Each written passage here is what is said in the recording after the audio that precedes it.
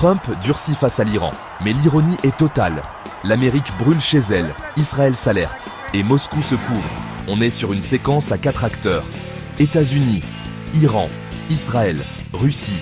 Et le danger, ce n'est pas un seul front, c'est leur synchronisation. Washington change de registre. Trump dit que les États-Unis sont prêts à aider.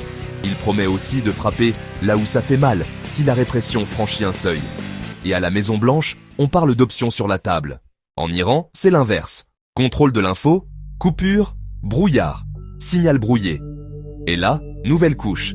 Certains médias américains évoquent un brouillage qui rendrait Starlink beaucoup moins efficace en Iran. Attention, c'est une information attribuée, difficile à vérifier en temps réel. Mais ça raconte une chose. Le terrain devient opaque. Et pendant que l'info se ferme, le message politique, lui, est clair.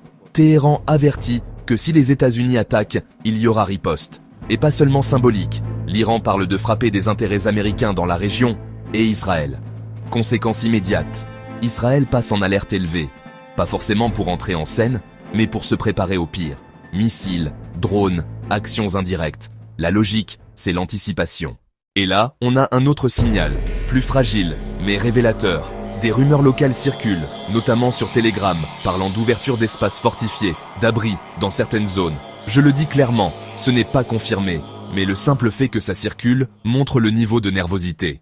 Ironie du sort, Washington dit être prêt à aider en Iran, alors qu'aux États-Unis, des manifestations montent après la mort de Renée Good, une citoyenne américaine tuée par un agent ICE à Minneapolis. La Maison-Blanche parle de liberté ailleurs, pendant que le front intérieur s'enflamme. Et la Russie? Sur les réseaux, des récits d'évacuation circulent. Mais Moscou dit qu'aucune évacuation officielle de ses diplomates n'a été ordonnée. Alors, on revient à la vraie question. Est-ce une pression contrôlée ou un engrenage? Parce que si un seul maillon craque, ce n'est plus une crise locale, c'est une bascule régionale. Observation, pas prédiction.